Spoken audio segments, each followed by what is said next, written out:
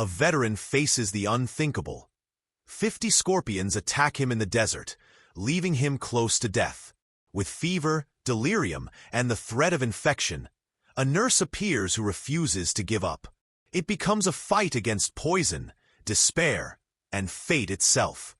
The sun beat down on the sand. The desert felt like an endless oven, a silent sea broken only by the dry wind and the crunch of the veteran's boots.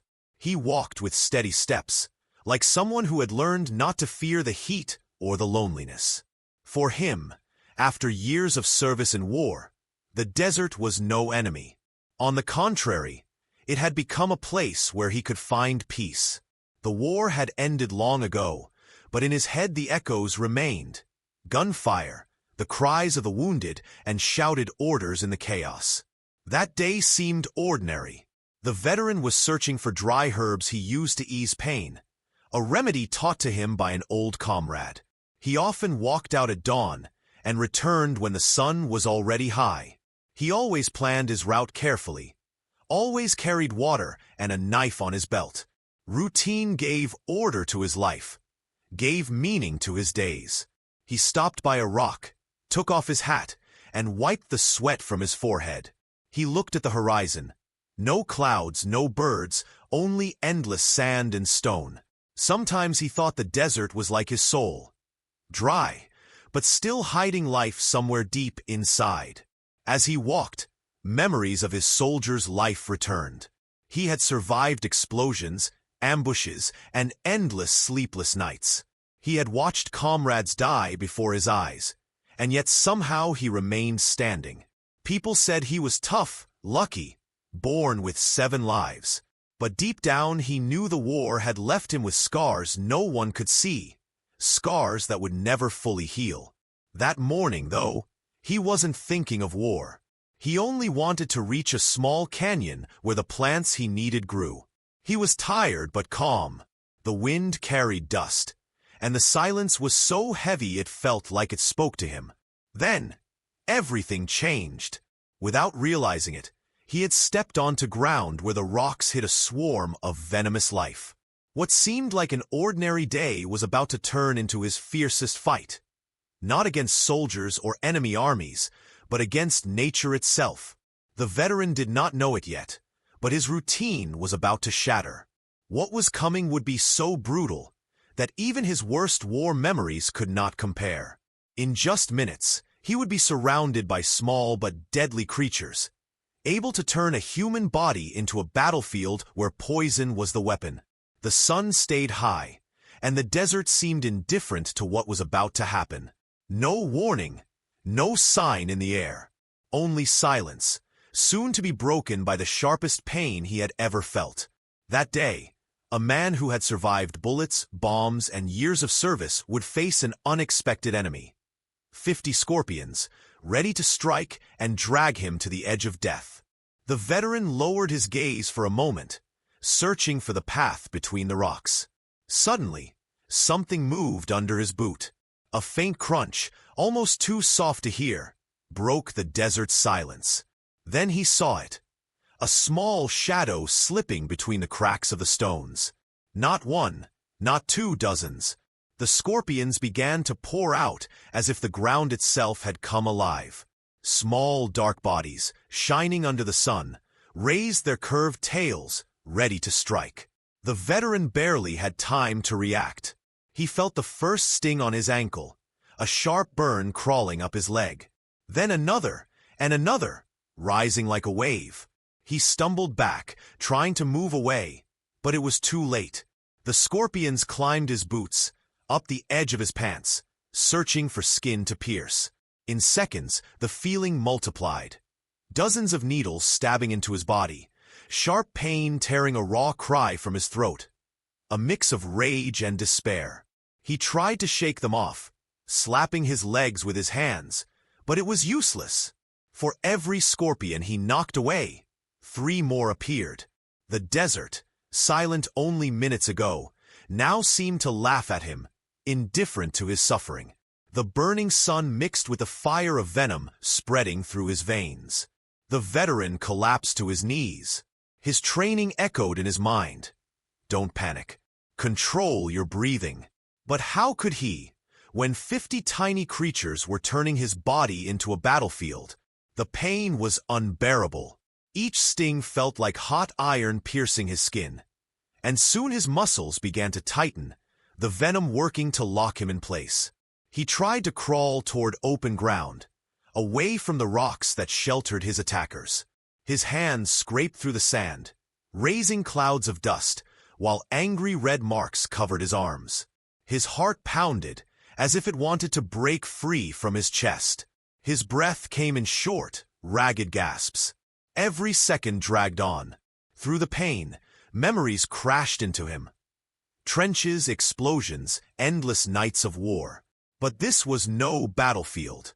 There were no soldiers, no officers, no rifles.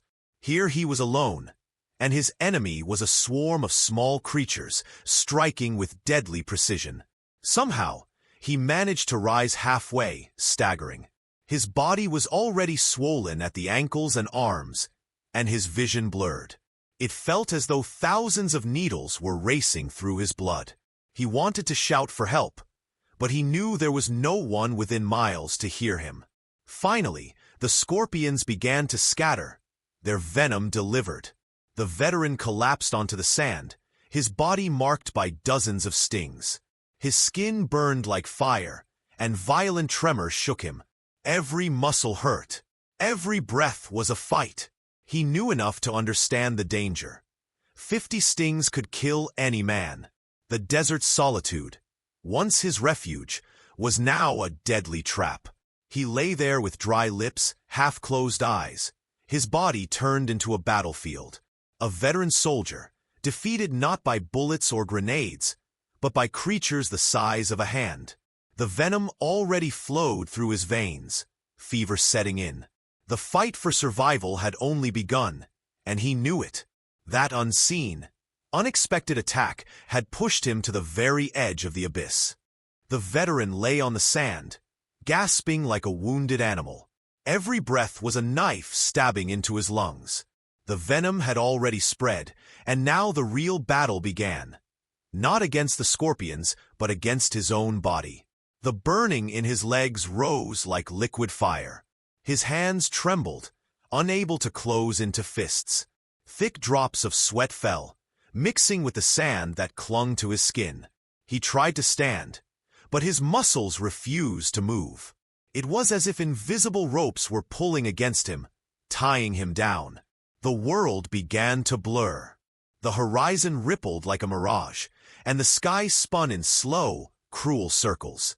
Fever embraced him with the same intensity the sun once had. Suddenly, he was no longer in the desert. In his mind, he was back in a trench, surrounded by smoke and thunder. He heard explosions in the distance, shouted orders, and the cries of men who knew they would not live to see the morning. The smell of gunpowder and blood was so strong he covered his nose, though what he truly breathed was the desert's dry dust. He blinked hard, trying to return to reality, but each attempt pulled him deeper into hallucinations. He saw the faces of fallen comrades, some reaching out their hands as if calling to him. He heard his own name whispered, mixing with the venom's hum in his veins. The veteran knew he had to fight. Breathe one more step, just one more step, he told himself. He remembered the times he had been trapped under enemy fire, and how the will to live had saved him. But here there was no shelter, no rifle, only the stubbornness to keep going. With almost superhuman effort, he pressed an elbow into the sand and began to crawl. Every movement felt like carrying the weight of an army. The sand burned against his skin, but he could not stop. Every meter forward was a small victory against death circling close. Thirst struck hard. His canteen was a few meters back, near the rocks where it all began. He tried to move toward it, but the distance felt endless, impossible to cross. His tongue was dry and cracked, and saliva no longer existed in his mouth. The sun punished him without mercy, and the fever filled his eyes with shadows that were not there. At one point, he thought he saw water, a small, shining pool ahead of him. He crawled desperately, digging his hands into the sand, only to find hot dust. The mirage made him laugh a dry, broken laugh that quickly turned into painful coughing. Still, he did not give up. Deep in his mind, a spark refused to go out. Maybe it was a soldier's instinct, or simply the stubbornness of a man who had survived too many times to surrender now. With clouded eyes, he looked up at the horizon. All he saw was a vast sky, indifferent to his pain. And in that emptiness, he found a fragile hope. The thought that if he could endure a little longer, someone might find him. A traveler, a caravan, maybe no one at all. But he clung to that illusion like a rope over the abyss. His body was close to collapse, but his mind kept fighting. "One more minute, just one more minute," he whispered through clenched teeth. Each time he closed his eyes, he felt they might never open again. But something inside him forced him to keep going. The veteran was walking the edge between life and death, balancing on a rope so thin that the slightest breath could make him fall.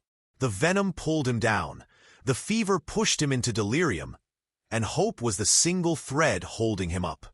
The sun began to sink slowly, painting the desert in shades of orange and red. The veteran still lay on the sand, barely conscious, his body shaking and his lips dry. His eyes closed from time to time, as if each blink might be the last. The silence was so deep it felt like a final blanket, an unavoidable goodbye. But not all was lost. In the distance, along the same forgotten path, a figure moved forward. A woman walked with steady steps, used to traveling through places where almost no one dared to go. She was a nurse by trade, someone who had chosen not to work in the comfort of a hospital, but in remote posts, helping isolated communities. That day she had gone out to search for medical supplies and took a detour that, without knowing it, would change the fate of 2 lives. She first saw him as a strange shape on the sand. As she came closer, she saw it was a body. She ran toward him and, bending down, saw his condition. The man was breathing with difficulty, his skin swollen and covered in dozens of stings. The smell of sweat and fever was unmistakable. Her experience told her at once what it was: multiple scorpion attacks, most likely fatal. A knot formed in her throat. Logic told her it was useless. No one survived so many stings. The venom would already be in his blood, spreading everywhere. The easiest choice would be to close his eyes, whisper a prayer, and let this stranger leave in peace. No one could blame her. But when she heard a groan, a faint whisper escaping the veteran's lips, something inside her broke. She couldn't walk away. In the middle of the desert, against all odds, that weak voice became a call to her duty, a cry only her heart could hear. "Don't let me die." The nurse knelt beside him. She took his trembling pulse, just a thin thread beneath his burning skin. She looked into his half-closed eyes and saw the desperate struggle to hold on to life. That look was enough. She decided she would not abandon him. She pulled out her worn leather bag, opened it quickly, and checked its contents. Bandages, syringes, a bit of antiseptic, and some basic medicine. Not nearly enough for such brutal poisoning, but it was all she had.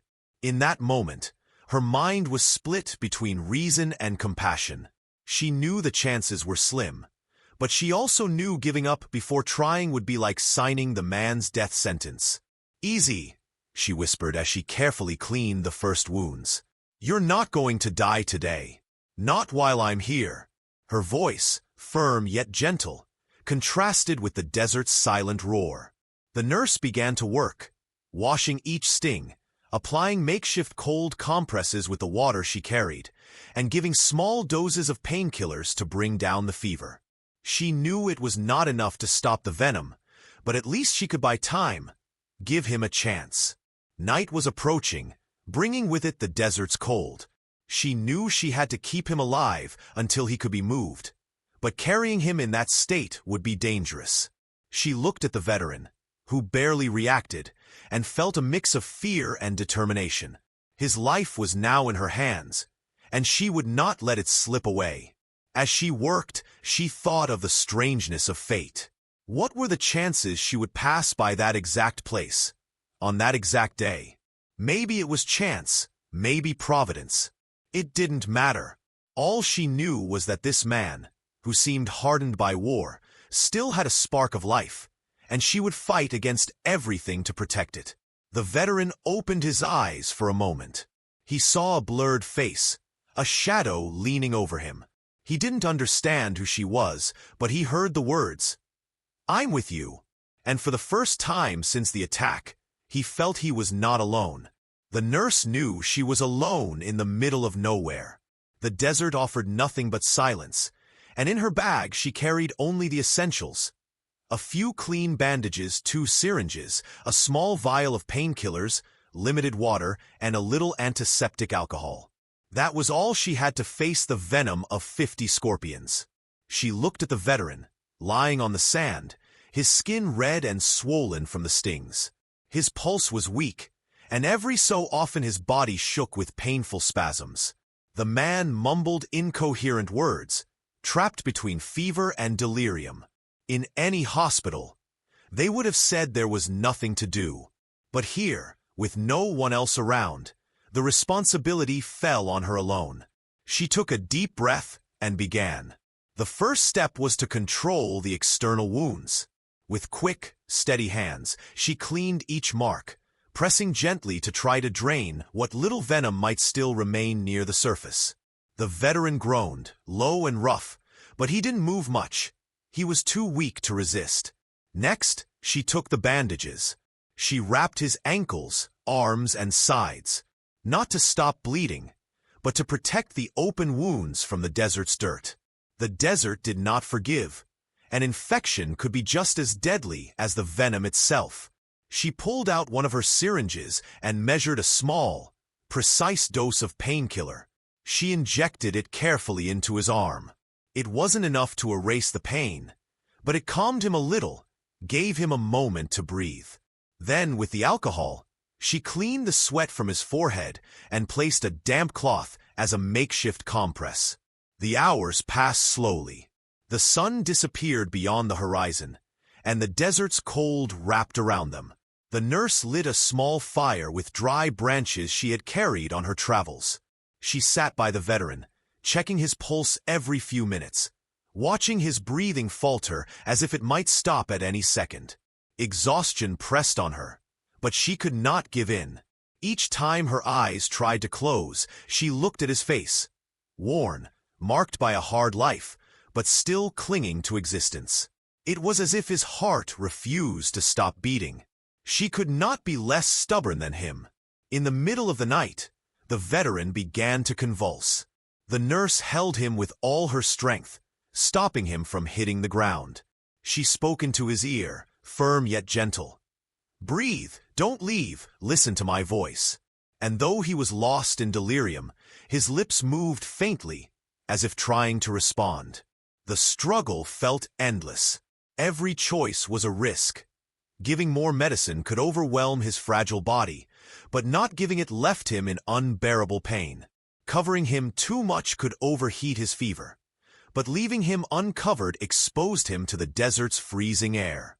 It was a battle of balance, trial and error, guided only by instinct and her will to save him. In the quiet moments, the nurse thought about her own life.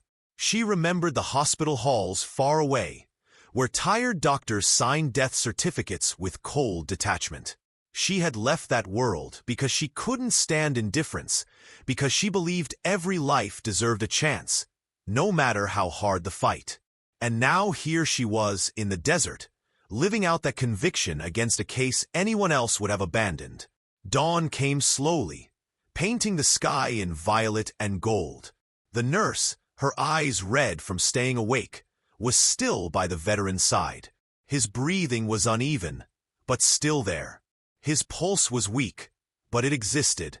For her, that was enough. It meant the battle was not lost. She looked into his eyes for a moment. They were half open, barely conscious. and she whispered firmly, "You don't give up, and neither will I." Before we continue with this tense story of survival, remember that your support means a lot. Backhand index pointing right, subscribe to the channel, hit the bell so you don't miss any story, and leave a like, thumbs up if this narration is keeping you hooked. Your participation helps us bring you more powerful stories like this one. Let's continue. Dawn bathed the desert in golden light. The nurse, exhausted after a long night, kept her eyes fixed on the veteran. She had spent hours making sure his breathing didn't stop, watching every spasm, every shiver. At times she thought she had lost him. There were moments when his chest stayed still too long, and she held her own breath, hands ready to stimulate him. But against all logic, he always inhaled again, as if an invisible thread still tied him to life. The veteran's face was pale, covered in cold sweat. The fever had stolen his strength, but there was still a pulse.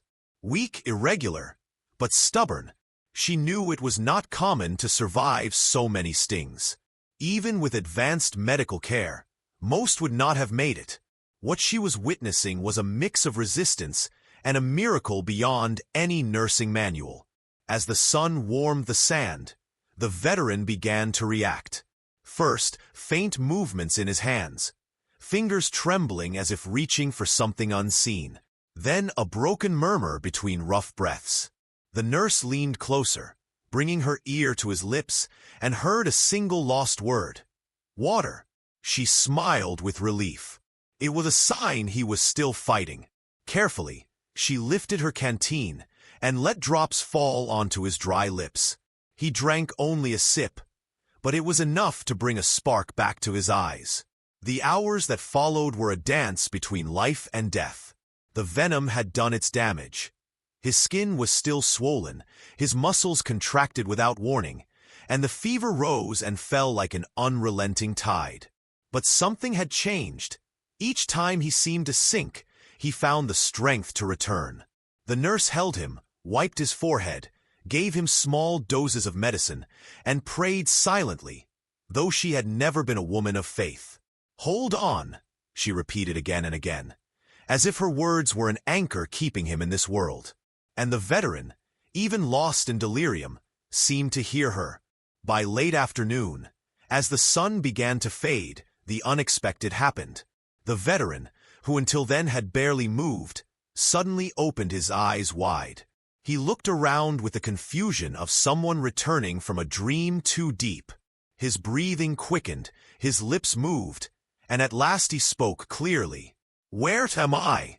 The nurse, surprised by the clarity of his voice, held back tears. She leaned toward him and answered, "You're safe with me." The veteran tried to rise, but his body failed him. He fell back, exhausted, though his eyes were alight. Not the eyes of a defeated man, but of someone who refused to die.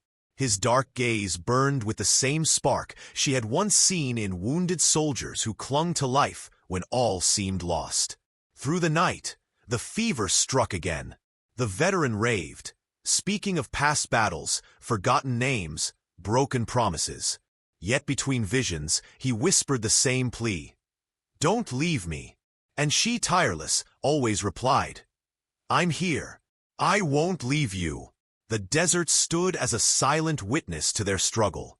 The night sky filled with stars, and under its vast mantle, two human beings fought against fate. One with a broken body, the other with her hands and determination. Past midnight, a change came, subtle but decisive. The veteran's pulse, once weak and erratic, began to steady. His breathing, though still heavy, grew more regular. The fever started to ease. It was not a sudden miracle or a dramatic recovery. It was slow, almost invisible, like life quietly forcing its way back, patient and unwilling to surrender.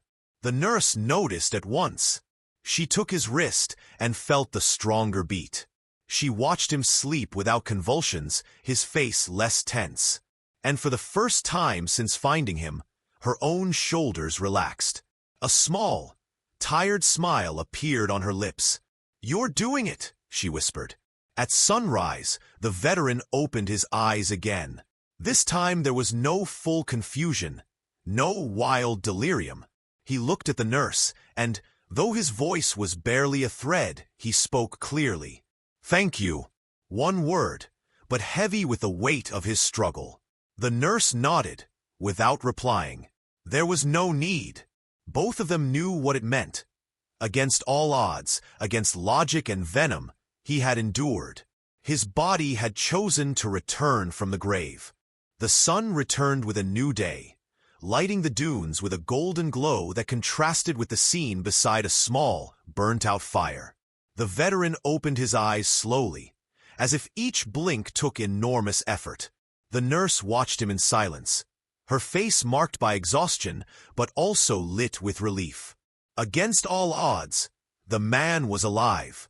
The desert, indifferent, stretched endlessly in every direction, as if it had not witnessed the titanic struggle of the night before. To the sand and the wind, he was only another traveler. But to the nurse, seeing him breathe more calmly was proof that human resistance could defy even the impossible. The veteran tried to sit up, but his body was still weak. His muscles, battered by venom and fever, barely responded. She stopped him gently. "Don't push yourself. What matters is that you're still here," she said with a tired but sincere smile. He nodded slowly. The memories of the attack came back in fragments. Scorpions crawling up his legs, the fire of pain burning his skin, the fever dragging him into endless hallucinations. And then the voice. That firm voice that told him to hold on, that refused to let him sink. Now he understood it hadn't been a dream. The woman before him was real, and thanks to her, he was still alive. The days that followed were a slow recovery. The nurse stayed by his side, cleaning the wounds again and again, changing bandages, keeping him hydrated, and protecting him from the desert's heat by day and its biting cold at night. Neither of them had complete rest, but each day brought a small victory. Steadier breathing, fewer tremors, longer moments of clarity. With a weak but clear voice, the veteran began to speak about his life. He told her about his years in war, the battles he had fought, the comrades he had lost. He explained that he had sought peace in the desert, a silence the city could never give him.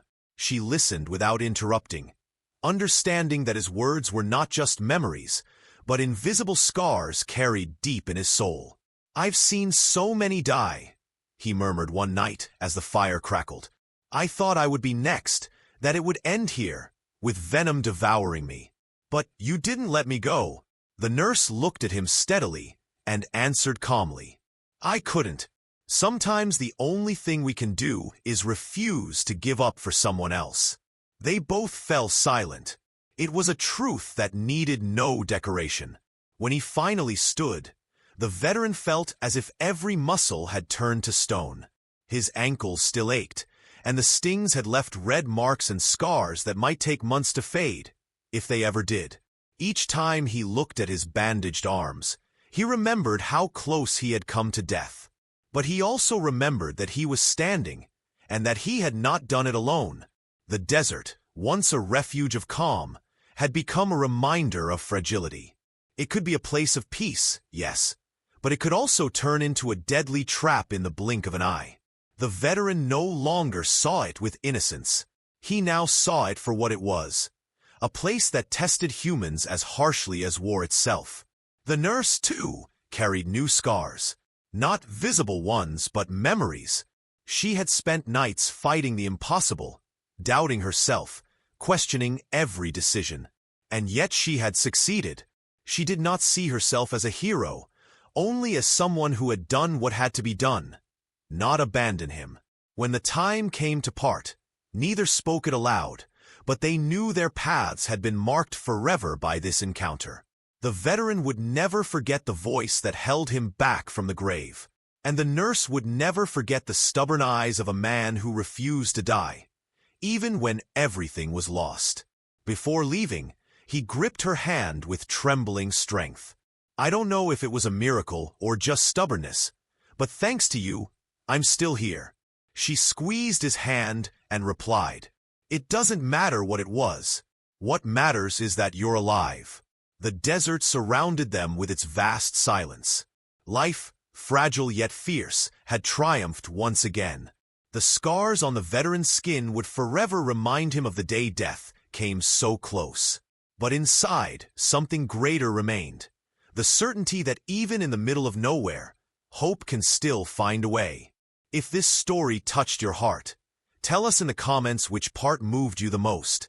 Don't forget to subscribe, turn on the bell, and give a like so you won't miss more stories like this one. See you next time!